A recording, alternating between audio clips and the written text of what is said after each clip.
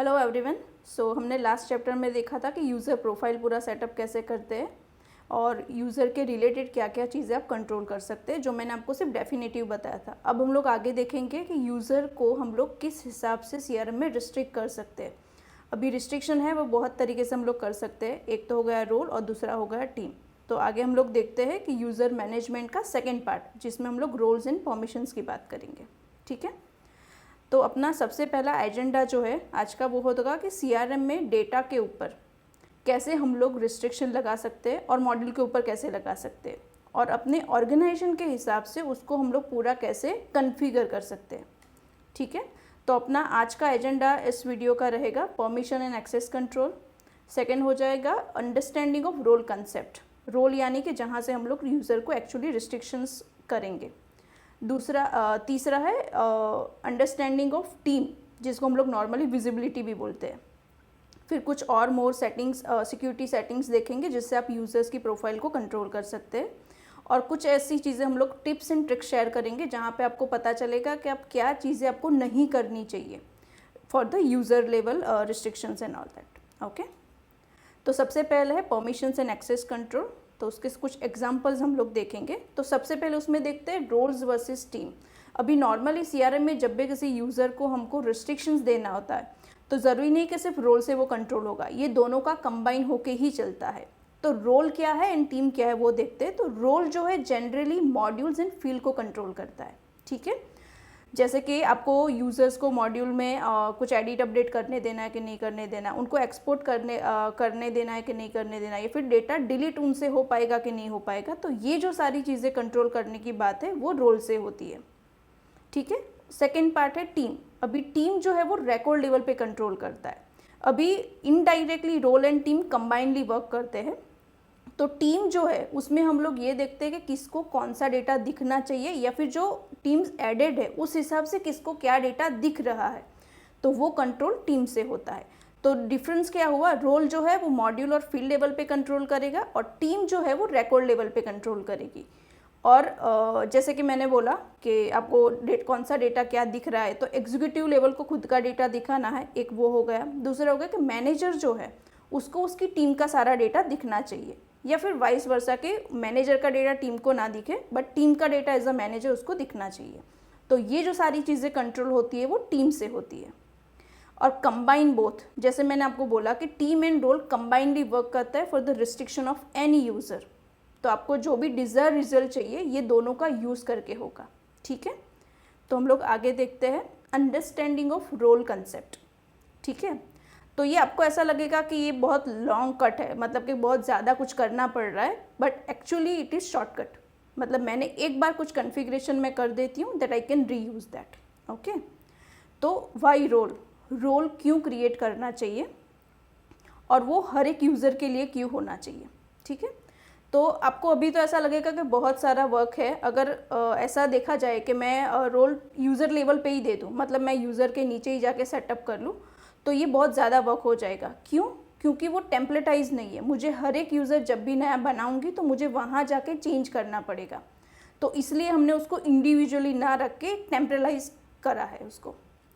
Role is summary of template और permissions. जैसे कि मैंने आपको बोला कि हमारे पास सीआर में बहुत सारे मॉड्यूल्स है, हर एक मॉड्यूल का खुद का यूजेज है और हर एक यूज़र की खुद की रिस्पॉन्सिबिलिटी के हिसाब से मुझे मॉड्यूल के ऊपर उनको एक्सेस देना होगा।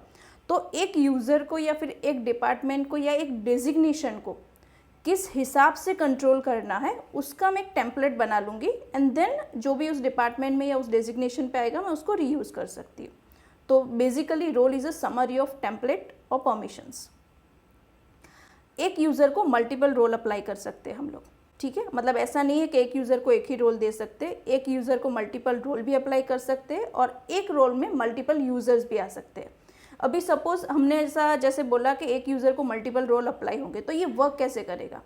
तो जब मैं किसी यूज़र को मल्टीपल रोल्स देती हूँ तो जो मोस्ट रिस्ट्रिक्टेड रोल होगा वो अप्लाई होगा।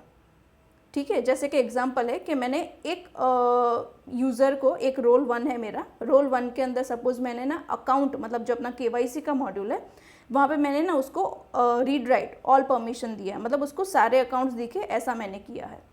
दूसरा रोल बना जिसमें मैंने ना उसको रीड ओनली एक्सेस दिया है। मतलब कि उसको सिर्फ डेटा दिखेगा, वो एडिट नहीं कर पाएगा।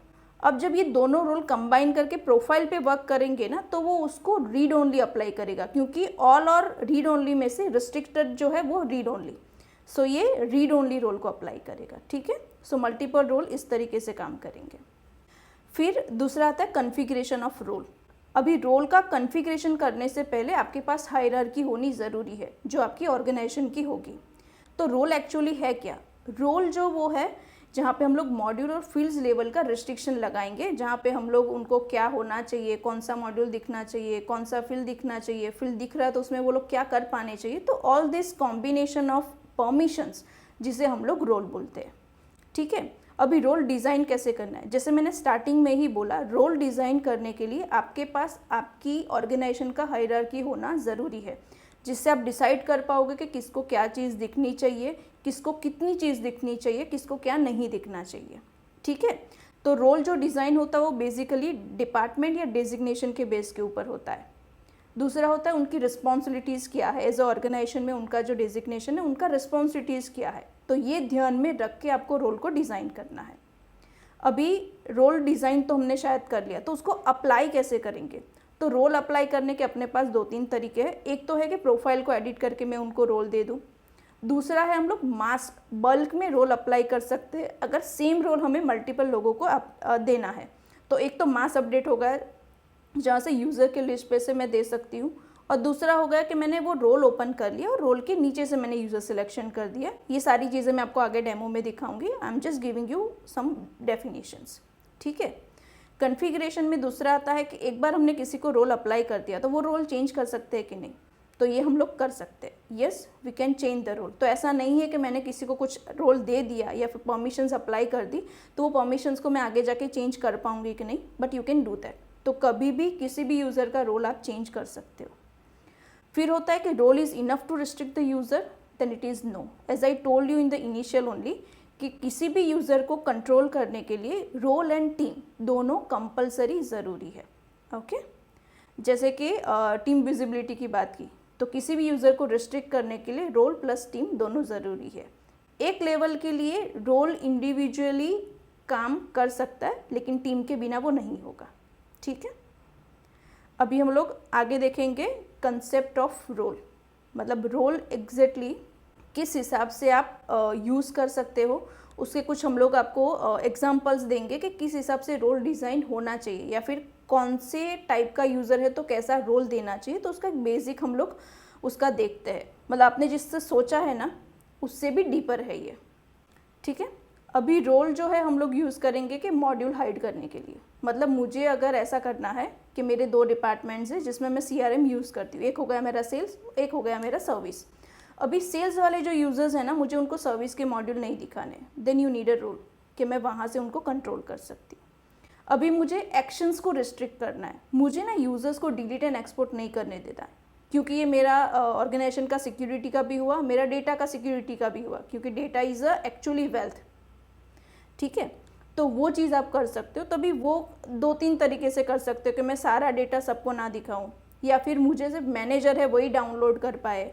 तो ये जो सारी चीज़ें हैं वो आप रोल से कर सकते हैं, या फिर जिसने जो क्रिएट किया है ना वही वो डिलीट कर पाए, वो किसी और के चीज़ों में चेंज ना कर पाए या फिर डिलीट ना कर पाए। तो वो चीज़ जो आप रोल से रिस्ट्रिक्ट कर सकते हैं। अब एक नॉर्मल यूज़र्स को किस हिसाब से रोल अप्लाई होता है, तो कि वो यूज़र को जो खुद का है उतना ही वो एडिट कर पाए, उनको क्रिएट नहीं करने देना है। मतलब मैं जो उनको दूँ उतने में वो चेंज करे और काम करे, तो वैसे भी रोल अप्लाई कर सकते हैं। फिर आप ऐसा कर सकते हो कि उनको मास एक्शंस ना दे। मतलब अगर मैंने किसी को कुछ 10 लीड दे दी है सपोज करो, और वो लीड को ना ऐसे ही मास अपडेट कर करके डेट चेंज करे, तो मुझे ऐसा नहीं करने देना। Whenever they do change we need to follow that step, तो मैं उनको मास अपडेट का एक्सेस हटा सकती हूँ। या फिर ऐसा होगा कि अपने CRM में इंपोर्ट का फैसिलिटी है, तो वो इंपोर्ट का जो है वो एडमिन ही करे, सब यूज़र ना करे, वरना तो हर कोई जिसको जो मन में आएगा वो डाल देगा। तो वैसा नहीं होना चाहिए। तो नॉर्मल यूजर्स लेवल के ये कंट्रोल्स है कि जिसको जो दिखे वो एडिट कर पाए, या फिर उनको वही चीज़ एडिट करनी है जो उनको असाइन हुई है, या फिर किसी को क्रिएट नहीं करने देना है कोई नया KYC का डेटा, या फिर ऐसा है कि इंपोर्ट वो लोग खुद का करे, एक्सपोर्ट एंड डिलीट रिस्ट्रिक्ट करना है। तो ये जो सारी चीज़ें हैं वो अपने रोल से कर सकते हैं। ठीक है, अभी रोल से हम लोग फील्ड लेवल का भी रिस्ट्रिक्शन कर सकते हैं। तो सपोज मैं ये चाहती हूँ कि सर्विस की टीम है ना, उनको कमर्शियल डेटा ना दिखे। लाइक मैंने उनको या तो अपॉर्चुनिटी का पूरा मॉड्यूल हाइड कर दिया जो सेल्स के रिलेटेड है, या फिर मैंने ऐसा किया कि मेरे जो अमाउंट की या करेंसी की जो भी फील्ड्स है मैंने उसको हाइड कर दिया। तो ये रोल से आप कर पाओगे। या फिर ऐसा करना है कि सेल्स की जो टीम है ना, उनको सबको एक दूसरे का डेटा दिखना चाहिए, लेकिन अमाउंट वाला जो पार्ट है ना, वो या तो खुद का ही उनको दिखे या फिर दूसरों का दिखे, लेकिन वो लोग चेंज ना कर पाए। बिकॉज मे बी पॉसिबल है कि सेल्स में ऐसा होता है कि कोई चला गया है, उसकी जगह पे किसी ने फॉलोअप कर दिया, but that amount should be not added by everyone. तो इस तरीके का जो रोल कंट्रोल है वो भी हम लोग यहाँ से कर सकते हैं। ठीक है।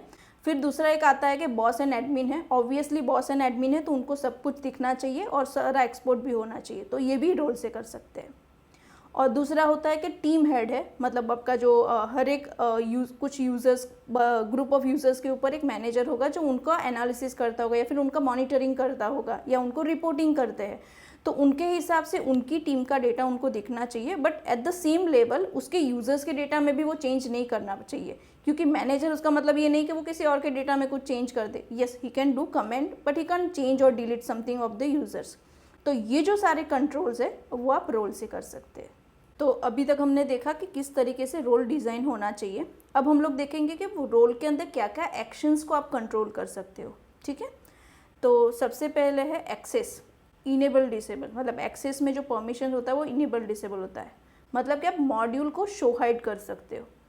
और when you mark any module as disable, आप जब मॉड्यूल को डिसेबल करोगे ना रोल के अंदर, तो वो मॉड्यूल हर जगह से हट जाएगा। लाइक मेनू में से भी नहीं दिखेगा, सर्च में भी नहीं दिखेगा, सब पैनल में भी नहीं दिखेगा, रिपोर्ट में भी नहीं दिखेगा। मतलब वो बंदे को पता ही नहीं चलेगा कि ऐसा कोई मॉड्यूल है CRM में। ठीक है। तो वो कहाँ पे होता है, जैसे कि ये मेनू है, मैंने किसी मॉड्यूल को अगर हाइड किया ना तो उनको यहाँ पे नहीं दिखेगा। अगर मैं किसी मॉड्यूल के सर्च में चली गई तो वो सर्च में भी नहीं जाएगा, वो ग्लोबल सर्च में भी आपको डेटा ला के नहीं देगा। और सेम भी अगर आप कहीं पर रिपोर्ट क्रिएट करते हो तो वो रिपोर्ट क्रिएशन के टाइम पे भी आपको मॉड्यूल नहीं दिखेगा। Okay, not on OPR as well. तो ये तो हो गया अपना एक्सेस। तो नेक्स्ट अपना लिस्ट। लिस्ट यानी कि यहाँ पे अलग अलग एक्शंस है। ऑल यानी कि सारा डेटा, असाइन टू मतलब जो मुझे एलोकेटेड है वो, नन यानी उसको कुछ नहीं दिखेगा, क्रिएटेड बाय यानी कि मैंने जो डेटा क्रिएट किया है वही मुझे लिस्ट में दिखेगा, एंड बोथ यानी assign to and created by का कॉम्बिनेशन।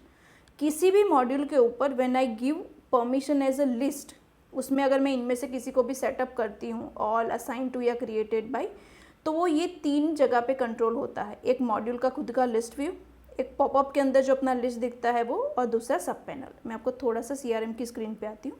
ये अपना लिस्ट व्यू है, यहाँ पे डेटा किसी को दिखाना है कि नहीं दिखाना है वो कंट्रोल ये लिस्ट से होता है। फिर सब पैनल है, तो जैसे कि मैं इसको ओपन कर लेती हूँ। यहाँ पे सब पैनल्स में ये जो डेटा आपको दिखता है ना, वो डेटा आपको कंट्रोल कर सकते हो अगेन वही लिस्ट से। ठीक है। ये जैसे मैंने क्लिक कर दिया, ये वाला डेटा। एंड तीसरा जो मैंने एक बोला था वो पॉपअप व्यू का लिस्ट है। तो आप जब किसी भी रिकॉर्ड के पेरेंट रिकॉर्ड को या कुछ रिलेटेड डेटा को सिलेक्शन करने के लिए जब पॉपअप ओपन करते हैं, तो जैसे कि मैंने ये एक मॉड्यूल ओपन कर लिया। ठीक है। तो यहाँ पे जो डेटा दिखेगा ना, इसका भी कंट्रोल उसी से होता है। So this all are the list. List in the sense कि जहाँ पे सारा डेटा एक साथ दिखता है। ओके। तो ये सारा जो कंट्रोल आपका है वो लिस्ट से चलेगा। ठीक है। तो ये मैंने आपको ऑलरेडी एक्सप्लेन किया है कि असाइन, क्रिएटेड बाय या फिर उनको डेटा नहीं दिखाना है। थर्ड है व्यू। व्यू यानी कि किसी रिकॉर्ड को मैं डिटेल में उसकी इन्फॉर्मेशन देख पाऊँ। बेसिकली जहाँ पे क्लिकेबल लिंक को क्लिक करके को जो स्क्रीन ओपन होगा ना, उसे व्यू बोलते हैं। जैसे कि मैं एक बार ये कंपनी के लिस्ट व्यू में चली गई। अभी यहाँ से मैं अकाउंट के नेम के ऊपर क्लिक करके जो मुझे पूरी डिटेल दिखेगी विदाउट गोइंग इन एडिट, तो वो मेरा व्यू हो गया। अभी ये व्यू कहाँ कहाँ से ओपन होगा, तो एक तो जैसे मैंने बोला कि जहाँ से क्लिकेबल लिंक जहाँ जहाँ पे आएगी ना, वहाँ से ओपन हो सकता है। तो अगर मैंने ग्लोबल सर्च में कुछ सर्च कर लिया, वहाँ से मैंने रिकॉर्ड को ओपन किया, तो वो भी आपका व्यू हुआ।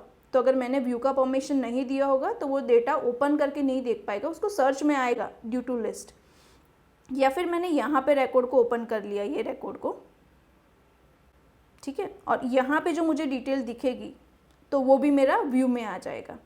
तो ये जो सारी डिटेल्स है जो दिख रही है वो मुझे व्यू की परमिशन की वजह से दिख रही है। अगर मैं व्यू की परमिशन हटा दूंगी तो उनको ये डेटा नहीं दिखेगा।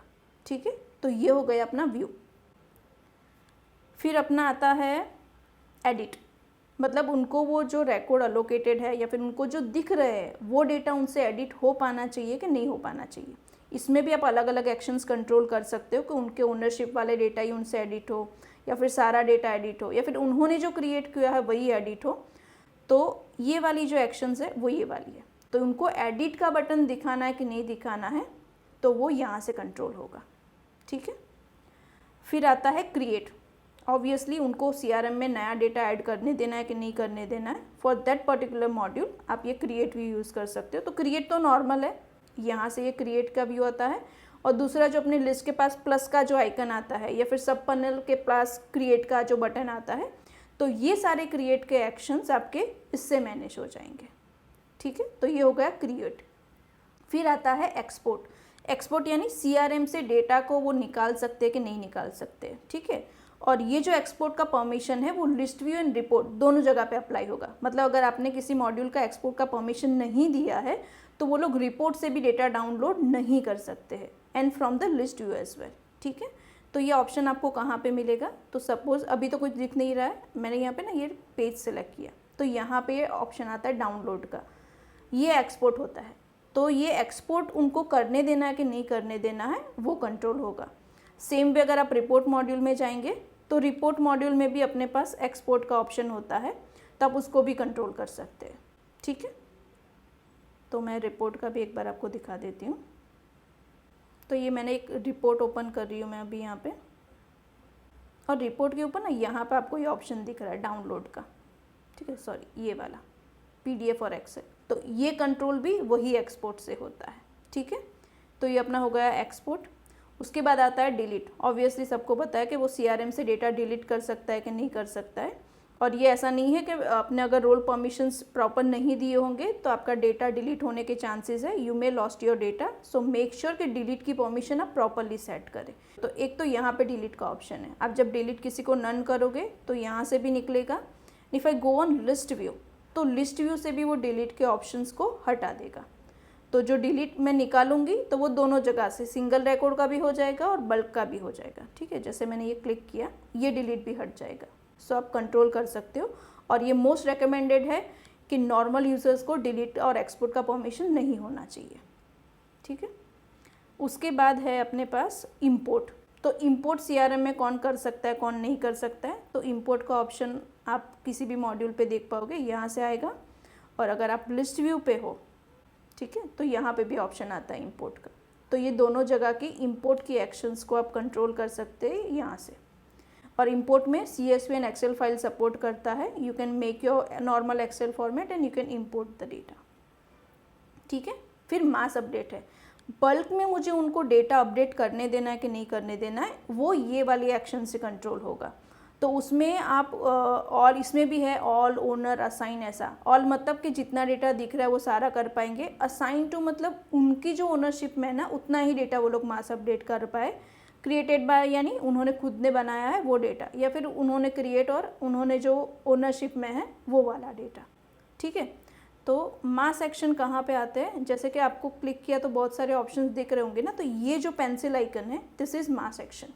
तो मुझे उनको यहाँ से अपडेट करने देने का ऑप्शन देना है कि नहीं देना है वो आप यहाँ से कर सकते हैं, ठीक है। उसके बाद है एक्सेस टाइप, एडमिन और नॉर्मल।